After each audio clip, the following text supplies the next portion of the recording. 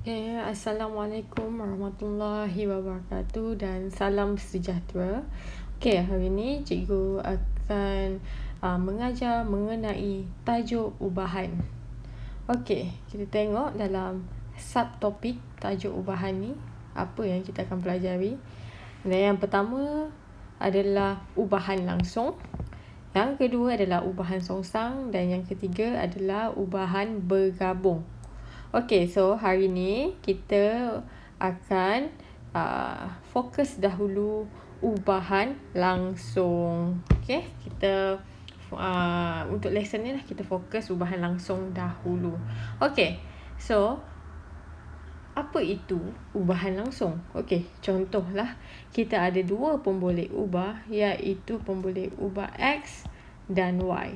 Bila kata pemboleh ubah, dia boleh apa huruf sahaja pun boleh, daripada A sampai Z. Tapi yang ni saya bagi contoh X dengan Y. Contohlah ayat tu dia bagi macam ni.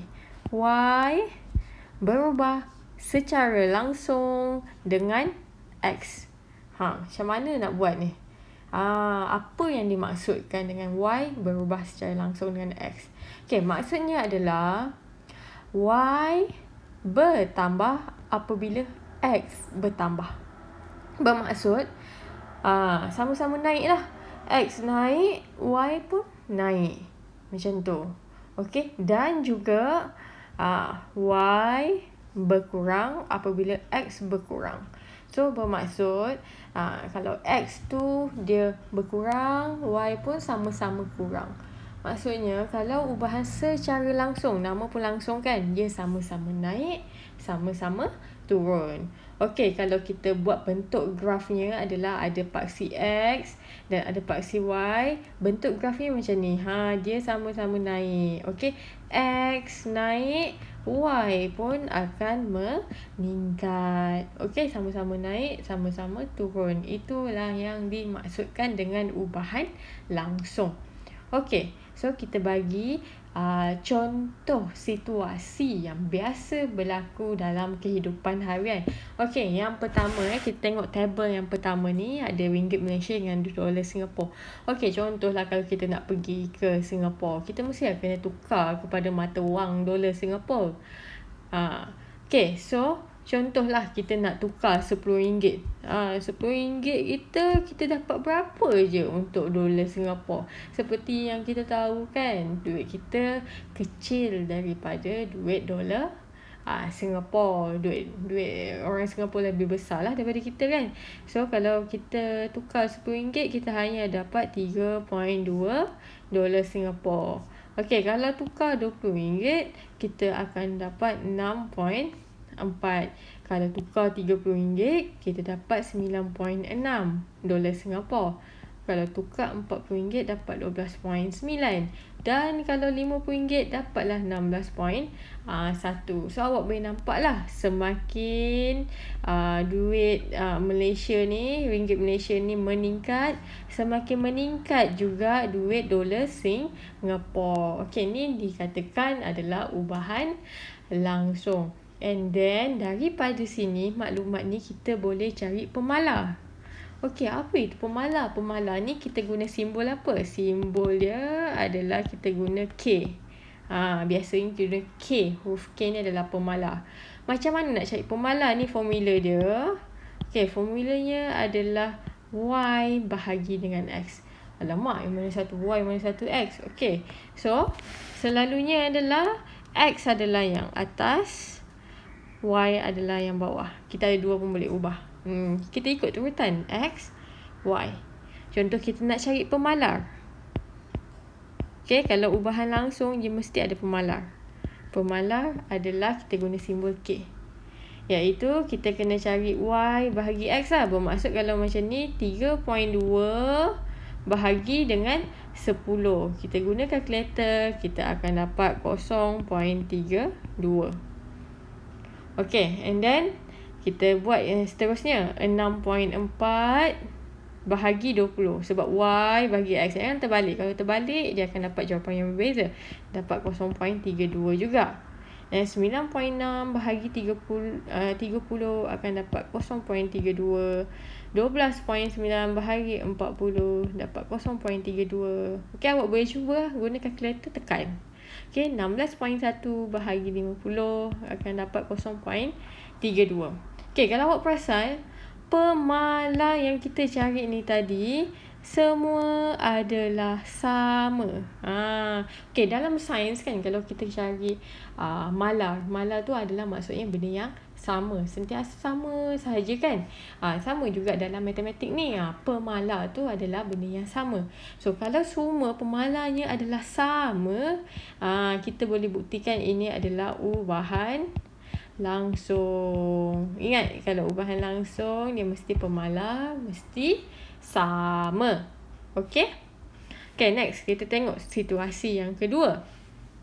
Okey, seperti yang kita tahu kan, isu yang baru-baru sahaja berlaku di Indonesia, iaitu kapal selam yang tidak dapat diselamatkan. Okey, kerana tekanan air dalam air aras di dalam laut tu terdapat tekanan air yang sangat tinggi. Okey, so kita tengok hubungan di antara kedalaman paras laut, maksudnya makin dalam, dengan berapa tekanan dia. Tekanan ni kita guna, dia punya unit adalah bar. Okey, kalau 100 meter, kalau 100 meter kedalaman, tekanan dia adalah 10. Kalau 200 meter, tekanannya adalah 20. Kalau 300 meter, tekanannya adalah 30. 400 meter, tekanan adalah 40. Dan 500 meter, tekanannya adalah 50. Okey, so awak boleh tahulah kalau 500 meter tu ke bawah, tekanan dia akan menjadi sangat kuat. Okey, so awak boleh tengoklah kedalaman paras laut ni makin dalam, semakin dalam, semakin juga tekanan dia pun semakin kuat. Maksudnya sama-sama lain lah. Makin dalam, makin kuat dia punya tekanan di bawah laut tu. Okey, so sekarang ni kita nak cari pemalar. Pemalar. Okey, pemalar kita letak simbol sebagai K. Okey, so nak cari pemalar adalah Y bahagi dengan X. Awak tanda kan mana X mana Y. Ikut urutan yang atas X, bawah Y. So, Y bagi X 10 bahagi 100 adalah 10 bagi 100 adalah 0.1. 20 bahagi 200 adalah 0.1. 30 bahagi 300 0.1. 40 bahagi 400 adalah 0.1. 30 bahagi 500 adalah 0.1. Okay, so awak tengok pemalar ni semua adalah nilai yang sama. So ini adalah ubahan langsung. Okay, andainya kalau tiba-tiba kan pemalar ni ada salah satunya tidak sama, maksudnya itu bukan ubahan langsung. Pemalarnya mesti sama, baru kita boleh cakap ubahan langsung. Okay, kita tengok ni cara menulis. Apabila soalan dia akan bagi ayat macam ni. Ayat biasa je akan keluar, iaitu Y berubah secara langsung dengan X. Macam mana nak tulis? Iaitu awak kena buat macam ni. Y berubah secara langsung dengan X. Awak kena buat simbol ni. So ini kita panggil sebagai hubungan ubahan. Ni bermaksud Y berubah secara langsung dengan X, tetapi dalam bentuk matematik. Kita akan tukar daripada ayat biasa, kita tukar kepada ayat matematik. And then selepas tu, lepas awak tulis ni, awak boleh tulis dalam bentuk persamaan. Bila kata persamaan, sama kan? Yang mesti ada sama dengan, kan? So Y sama dengan X, tapi awak kena tambah K. K ni adalah apa? Pemalar. Bila kata dalam bentuk persamaan, dia mesti kena tambah K. Awak tak boleh letak Y sama dengan X, tak? Okay, awak kena mesti letak K. Okay, kita akan tengok contoh supaya awak lebih faham. Okay, contoh 1. Okay, ni soalan biasa ni dia tanya. Okey. Lengkapkan jadual di bawah dengan keadaan Y berubah secara langsung dengan X. Okey. So dekat sini kita ada X, ada Y. Okey, ada tempat-tempat kosong kat sini, kita kena carilah.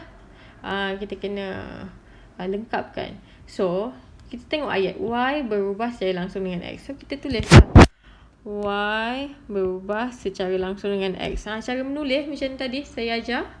Kan? And then selepas tu kita buat dalam bentuk persamaan, iaitu Y sama dengan KX. So selepas tu kita kena cari K dulu. Okay, kita perlu cari nilai K. Apa-apa cari nilai K dulu. Okay, bila kita dapat cari nilai K, yang everything kita boleh cari nilai dan seterusnya. Okay, so Y kita ambil yang lengkap lah. Kita jangan ambil yang ada tempat kosong, kita ambil yang lengkap. Y adalah 10. Kita masukkan Y ni ganti jadi 10. Okay, sama dengan K. K kita tak tahu, kita nak cari. X berapa? 2.5. Jadilah 2.5. Macam ni. Okay, so kita selesaikan 10 sama dengan 2.5K. Dia darabkan jadi 2.5K lah.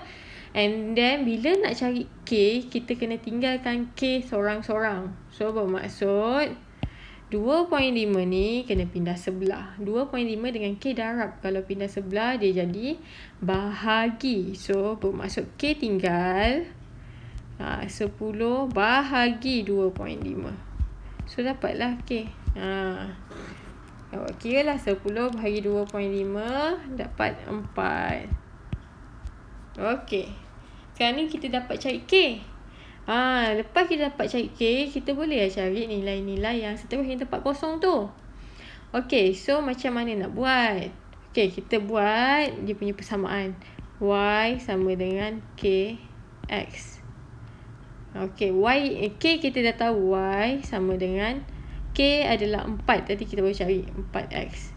So, sekarang ni kita cari dahulu yang 5.0. 5.0 ni adalah X. Tengok, ni adalah X. So, kita masukkan saja Y sama dengan 4. Masukkan jadi 5.0. Macam tu. 4 darab dengan 5.0 adalah 20. So, tulislah kat sini 20. Selesai. Okay, and then buat yang seterusnya. Kita ambil yang 30 pula. Masih menggunakan persamaan yang sama. Y sama dengan 4X. Sebab K tu kita tahu 4 kan. So, ini 30. Ni adalah Y. Jangan salah masukkan. Okay, kita kena tahu dia Y ke X. So, Y 30. So, 4X. Sekarang kita nak cari X. X kena tinggal sorang-sorang. 4 kena pergi ke bawah lah. Pergi sebelah jadi bahagi. 30 bahagi 4. So, 30 bahagi 4 adalah 7.5. Okay, guna kalkulator. So, kita dapat dah X dia adalah 7.5. Macam tu. Okay, next. Sama je. Benda ulang-ulang. Sekarang ni kita selesaikan yang 10.0. Guna persamaan yang sama, iaitu Y sama dengan 4X. Okay, so awak kena tengok 10 ni X ke Y. Tengok ni. Ni adalah X. So, Y sama dengan 4 dalam kurungan 10.0. Y sama dengan 4 kali 10 adalah 40. Selesai. 40. Okay. And then the last one adalah yang ni 50. Sorry. Okay, kita guna persamaan yang sama. Y sama dengan 4X. Okay, so bermaksud dekat sini kan awak perasan nilai K ni, nak cari nilai K ni sangat penting. Kalau K ni awak salah, everything semua salah. Okay, Y sama dengan 4X. So, awak kena tengok 50 ni adalah nilai X ke Y. Ni adalah nilai Y, okay. So 50 sama dengan 4x. Okay, nak cari x, 4 kena pergi sebelah, jadi bahagi 50 bahagi 4. So 50 bahagi 4 adalah 12.5. Okay, 12.5. Okay, so dah selesai untuk siapkan jadual ini. Okay, so what is the most important thing adalah awak kena dapatkan skala yang betul. Bukan skala, sorry. Pemalar yang betul. Kalau pemalar salah, persamaan awak salah, semua akan jadi salah. Okay, kita akan tengok contoh yang kedua pula. Okay, diberi G berubah secara langsung dengan H. Ini ni. Very important. Okay, berubah secara langsung dengan H. Sebab daripada ayat ni kita boleh buat satu persamaan. Okay, tulis satu persamaan bagi mewakili hubungan tersebut. Okay, kat sini G, kita buat A dulu. G sama dengan 2, H sama dengan 6. Okay, firstly, bila kata persamaan, awak mesti tahu nilai K. Okay, awak buatlah dulu. G berubah secara langsung dengan H. So, bermaksud G berubah secara langsung dengan H. And then kita buat jadi dia persamaan G sama dengan K H. K dia mesti ada pemalar dia. Okay, so kita nak cari K. Okay, nak cari K. Cari K. So kita dah bagi dah G sama dengan 2, H sama dengan 6. Kita masukkan sahaja G jadi 2 sama dengan K, H tu jadi 6. Macam tu. So 2 sama dengan 6K. Okay, nak cari K saja ni. 6 kena pindah sebelah. K 6 pindah sebelah jadi bahagi. Okay, 2 bahagi 6 dikecilkan akan jadi 1/3. K sama dengan 1/3. Jangan buat perpuluhan. Kalau perpuluhan akan dapat 0.3333 kan. Dia panjang. Buat dalam perpuluhan. Buat dalam pecahan, sorry. So, dekat sini kita dapat K dah. Kita buat persamaan. Persamaannya, jawapannya adalah G sama dengan 1/3 H. Selesai. Persamaan, kalau persamaan dia mesti ada nilai K. Kalau tak ada nilai K tu yang salah tu. Okay, next kita cuba buat yang sebelah pula. Okay, sama macam tadi, G berubah secara langsung dengan H. Cari tulis ni. Okay, dia macam bentuk ikan kat tengah-tengah tu. Okay, so tukar pada bentuk persamaan G sama dengan KH. Yang ni kita kena cari nilai K. Macam nak cari nilai K, kita masukkan nilai G dengan nilai H. Okay, so G adalah 20. K kita nak cari, H adalah 1/4. Kita gantikan saja. So 20 sama dengan K darab dengan 1/4 akan dapat 3/4. Sebab K darab dengan 1 akan dapat K. Tak payah tulis 1 tu lagi. Per 4 tu tetap berada di bawah. So kita kena tinggalkan K seorang-seorang sahaja. 4 kena pindah sebelah. Ni bahagi 4. Kalau pindah sebelah, bahagi pindah sebelah akan jadi darab. 20 kali 4 sama dengan K. So 20 kali 4 adalah 80. Jangan buat sampai sini saja, sebab soalan dia suruh tulis satu persamaan. Bukan cari pemalar. So kena buat sampai habis. So G sama dengan 80 H. Okay, ni adalah persamaannya. Okay, kalau awak buat sampai K sama dengan 80, awak boleh dapat markah, tapi tak dapat markah penuh. Okay, kena tulis apa yang soalan tanya. Okay, next kita tengok nota yang kedua. Tadi kita tengok adalah antara X dengan Y. Ada 2 sahaja pun boleh ubah. Tetapi ni kita upgrade lagi sikit, iaitu hubungan antara 3 atau lebih pemboleh ubah. Tadi 2 je, X dengan Y.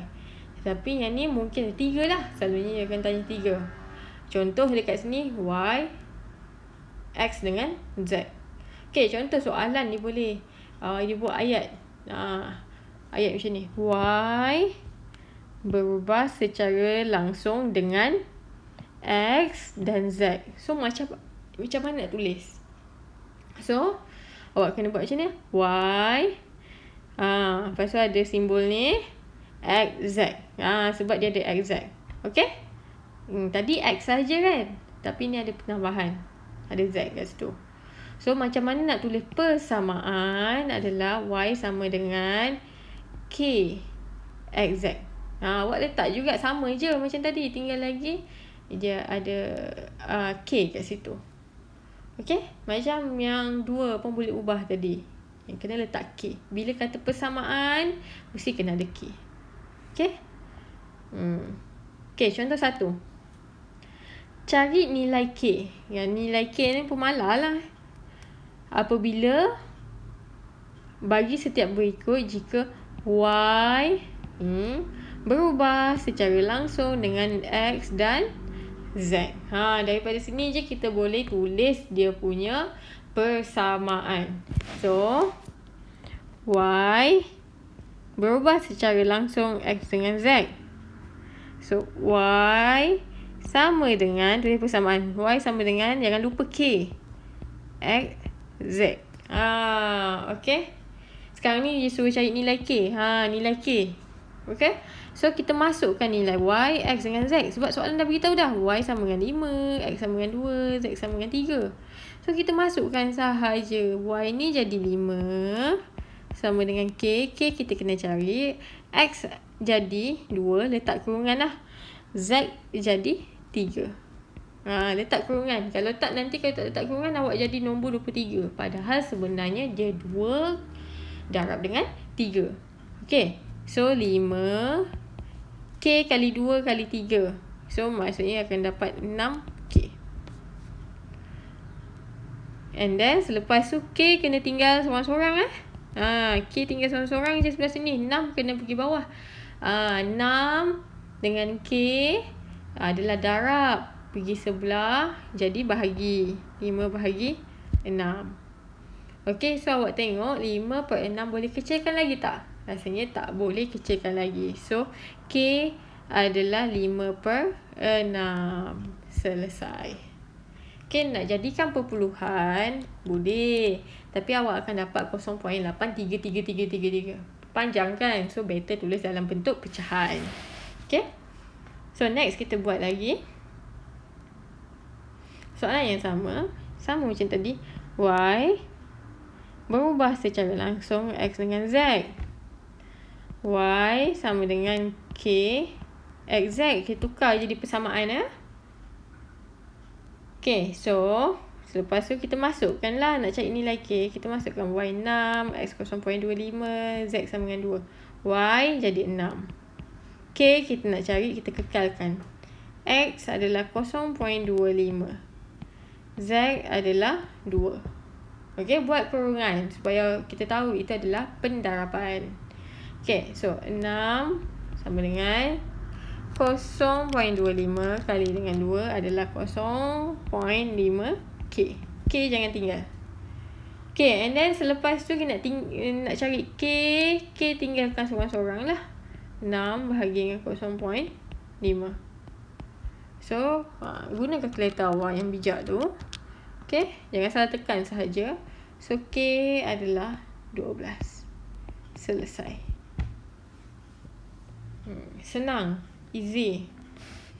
Okay, kita tengok contoh 2. Y berubah secara langsung dengan X dan Z. Y berubah secara langsung X dan Z. Diberi K adalah 0.4, X 0.2, Z sama dengan 50. Cari nilai Y. Okay. Dia dah bagi dah ni K 0.4, X 0.2, Z 50. So kita buat dulu ayat ni, kita ubah kepada ayat matematik. Y berubah secara langsung dengan X dan Z. Y ubah secara langsung X dengan Z. Y sama dengan K X Z. Kita tukar kepada persamaan. Okay. So kita letak nilai-nilai yang dah ada. So Y kita kena cari. Kita tak tahu berapa kan. So letak K adalah 0.4. Buat kurungan. X adalah 0.2. Z adalah 50. Kita gantikan sahaja dengan nombor.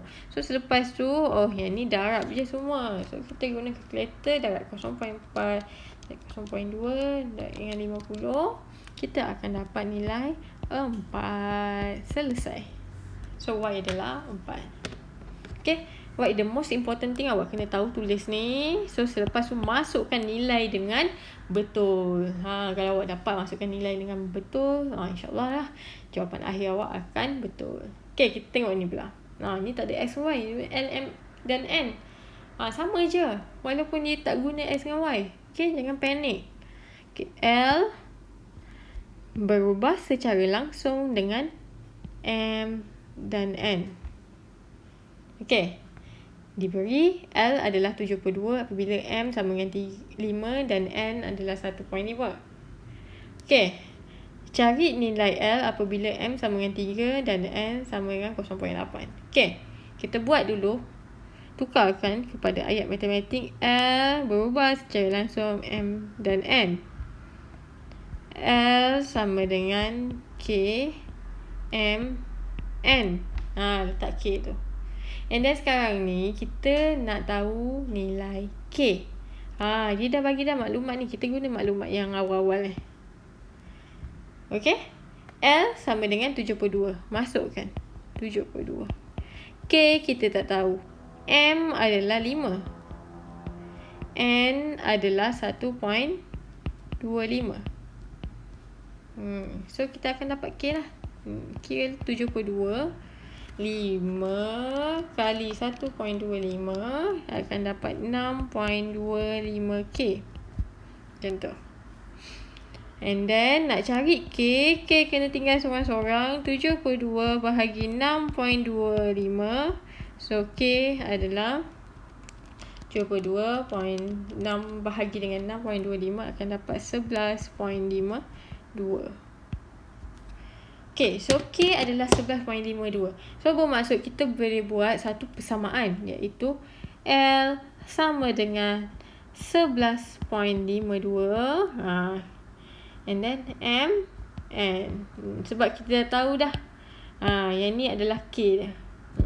Dia punya pemalah, iaitu 11.52. Okay, so barulah kita boleh selesaikan yang ni. Cari nilai L apabila M sama dengan 3 dan N sama dengan 0.8. Okay, so saya guna hijau kat sini. Cari nilai L. L kita tak tahu. 11.52. M 3. Kita gantikan M jadi 3. N jadi 0.8. So dapat dah cari nilai L. Kita dapatkan sahaja semua. Akan dapat 27.648. Selesai. Okay. Kita gunakan maklumat yang pertama ni. Maklumat yang pertama ni untuk cari K. Untuk kita buat persamaannya. Lepas tu kita terus boleh buat cari maklumat yang kedua ni untuk cari nilai L.